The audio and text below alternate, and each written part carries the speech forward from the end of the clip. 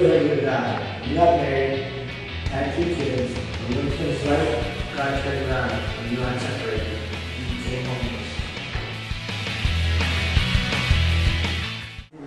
Not everyone's on the streets because of drugs. They all have their circumstance. It's because of other things like marriages breaking up, poverty, not having enough money. So, Matthew told us for a certain time of your life, you got to experience what it was like being a homeless person. Yeah, for about 2 years. 2 years? Yeah. How did you feel during the whole experience? In some ways it made me stronger. Other ways it humbled you. Humbled? Yeah, it makes you real humble sometimes. Did you get to, like, ever wonder about, like, your life, put it all together and figure, like, what you did? Yeah. Did you ever, like, have doubts of what you did in the past? No, I never had doubts of what I did in the past because that I knew. I had doubts about what was coming up. You never know where life is going to take you, what certain twists that it has for you. If by chance 1 minute you win the lottery, the next minute you get hit by a bus. So, where were some of the places you stayed? I mainly slept in the back of a moving truck, sleep under the moving blankets. Being homeless doesn't mean being jobless. One thing I never did was lose my job. The fact is, my job didn't pay enough for me to get a place to live. We were so moved when we heard Joe's story. After the interview, we had him explain more about his life and what it means to be a father. We were touched by his words And the story.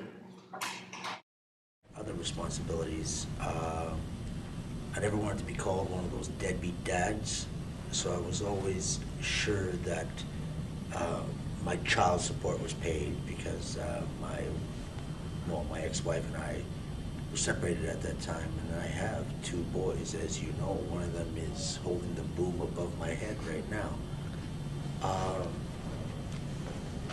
Like I said, you could either let it take you. Like I saw a lot of people who let this life take them. I saw young people, old people.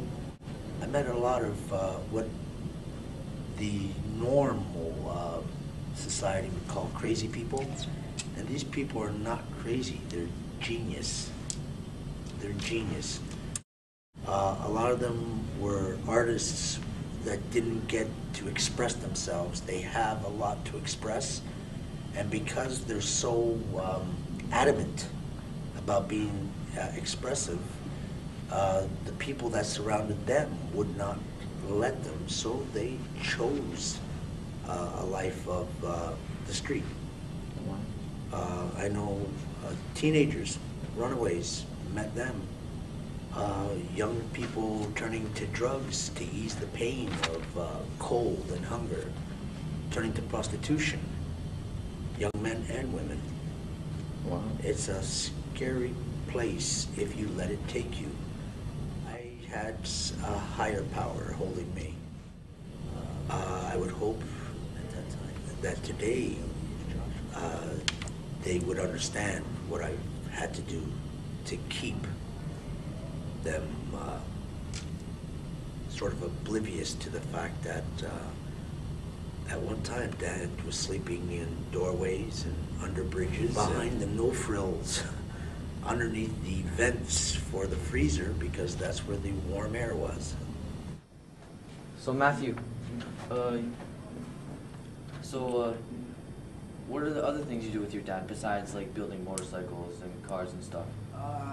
Well, I used to work with my dad when he was moving, so I used to, like, work with him and whatever. He used to take us working with him while we were 3 and 2, right? Since Saturday jobs came up.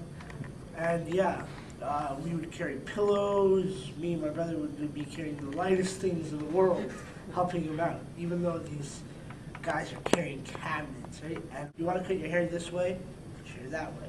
If you want a tattoo, okay, get a tattoo. But wait till you're out of school, or wait till you're the proper age and know exactly. If I want piercings, which I get piercings, right? He says, if I just say no, I'll be a hypocrite. Right? It's your body. You can do whatever you want. And I respect my dad. If my dad... Me and my dad play fight with my siblings all the time. Whenever he is on his break at work, we play fight then. We spend all our time having fun and relaxing. Ready? Oh, ow. That's cheating. Hey, there's no tag team here.